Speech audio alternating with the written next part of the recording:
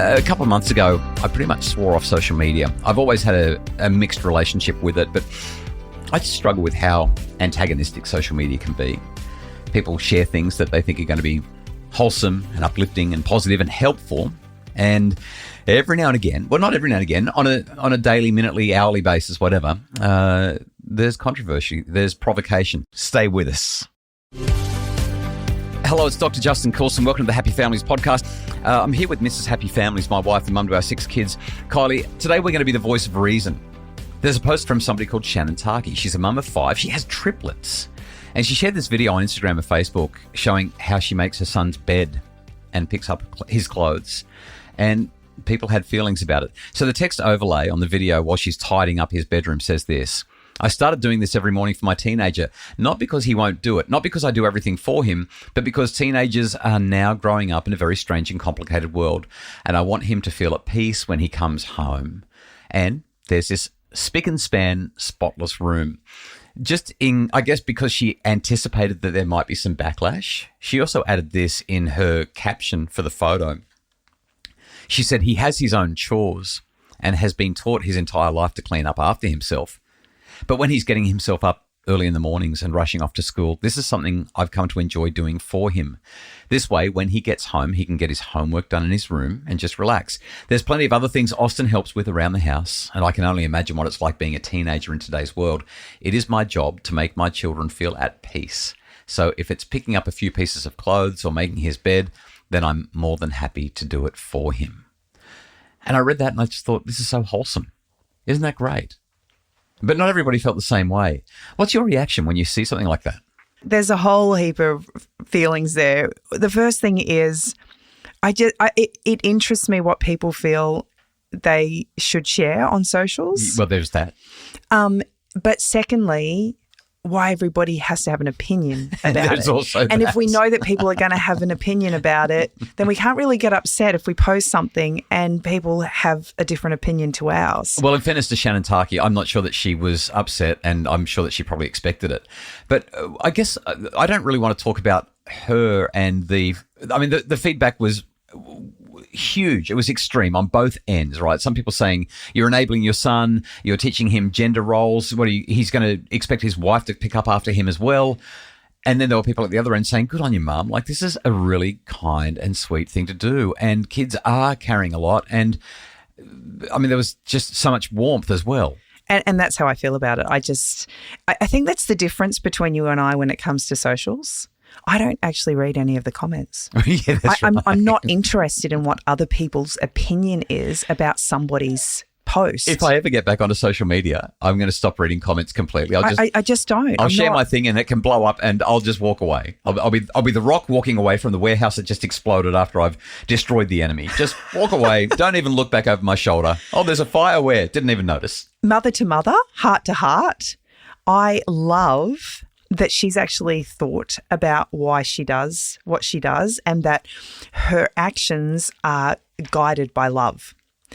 On the other hand... I don't think her actions are... Well, maybe they are guided by love. She certainly said that. I reckon her actions are guided by, I want a clean house. Well, I was just about to say, I on the other hand, am guided by the fact that I need to have a clean house. Yeah. So the reality is I don't do it every day.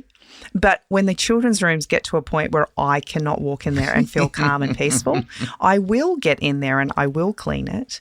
But just like she said, the kids don't have the same level of, I want to say perception and understanding, because when I have conversations with our children specifically about what it feels like to walk into a clean home, they can absolutely tell me how nice it is and how calming it is and how peaceful and how it just feels so good to come home to. But in their own space, they haven't yet worked that out. They just think it's all of their stuff, and so they find comfort in their stuff. But when they come home and their room is clean, they love it, and they will tell me that they love it. We have a daughter who gets up very, very early every morning. She's off to a class before school. She's out of the house at 6 a.m.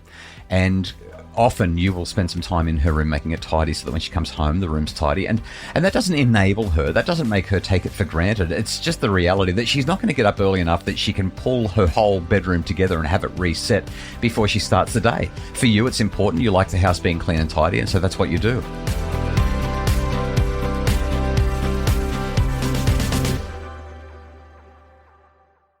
So there's the social media aspect, Kylie, where people have outrage and people share their opinions. What I'm interested in is having a productive conversation about kids and chores and their contribution around the house, what actually matters.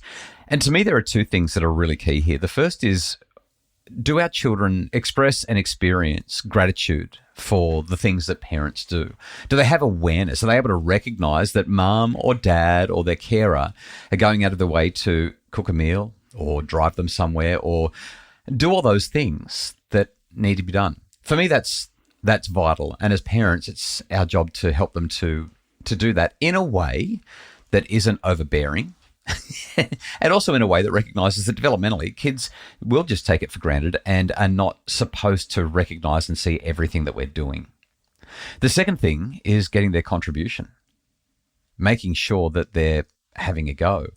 And while they don't necessarily do the things that we want them to do all the time, like they're not cleaning the room, for example, what are they doing in the living room or in the yard or in the kitchen or wherever else? Do they have regular chores where they are actually contributing to the house? Is this part of their, daily schedule? That's exactly what I'm getting at, yeah. And it sounds like in this case, certainly that's what's going on. There's this gendered element that comes into it as well, and I get that. But I also think that as you get older and you find yourself in a relationship, let's assume that this boy grows up and he finds himself a girl because all the conversations were about him and his future wife, there's going to be a division of labour in the home. Not everybody is going to do everything. Maybe they'll do a perfect 50-50. You clean the bedroom Monday to Thursday and I clean the bedroom from Friday to Saturday. I don't think Friday, Saturday, Sunday, I don't think that's going to happen. What usually happens... But I don't think anyone wants that either. Neither do I. The greatest contribution that I have experienced in my life is when somebody's willing to just work side by side with me. Right. Whether that's you in an employment situation, there's a big thing that needs to happen, and just knowing that you've got teammates that are there beside you and you're working towards a common goal. Let's get up to our elbows in this and make it happen. I love cleaning our bedroom with you. I really like making our bed with you. I just can't make it as well as you. But the other thing is, there's going to be different people doing different things for work at different times. So maybe it just makes sense that one person does kind of look after the cleaning up of the bedroom and the living room and the kitchen, and the other person does look after the X, Y, and Z. I think in these social media situations, people get really, really worried about the future, and unnecessarily so. And the best claim that I have on that is that when I look at our daughter, Chanel, who is now in her mid-20s and is married with her own child, and could not keep a clean room if you paid her. She had the messiest room of all of our children. I think her room was messier than the other kids combined, and they're not tidy by any stretch. And now she's a wonderful mum and homemaker, and she really relishes having things in order. She's organised. It's like she figured it out. She worked it out. And with her husband, Jared, they just make it work. I'm sure they have a little bit of conflict now and then around stuff, who's not doing this or who should be doing that. But as you get older, you work it out. As I've talked to mums over the years, the number one complaint that they have had is the acknowledgement that their partners are not contributors in the home, whether it be in the kitchen, cooking, or just doing the household chores to keep the house maintained and functioning.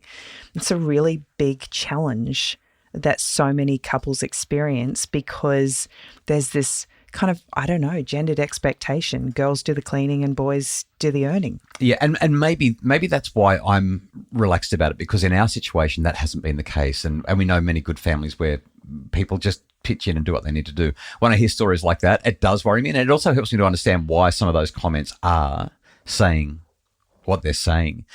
But there's a way around this as well. The simple way around this is for us as a family to sit down and have a family meeting and explore. And we do this with our kids all the time. They get sick of the chores. They stop doing the chores. They start complaining, I hate feeding the dogs. Why do I always have to feed the dogs?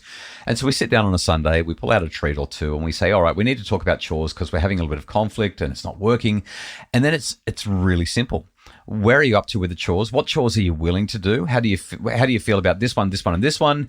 Here's the thing. We've all got to contribute. So what are we going to do? And it's an explore, explain, empower conversation. It takes about 10 or 15 minutes. The kids rejig the chores. They decide that they're going to rotate who's feeding the dog and who's, vacuuming the floor or whatever. And within 15 minutes, they've got their new list of chores. And you and I both know that in 3 weeks' time, they're going to be complaining about the chores they've got and they hate them, and we're going to have to do it again. But that is the detail. The most important principle here is contribution, and everyone's contributing. That's the conversation that you need to have. I saw a post the other day, and a mum of 6 put up 6 things that she does to simplify her daily running of family life with 6 kids. And one of her points was the acknowledgement that she doesn't do a weekly chore chart.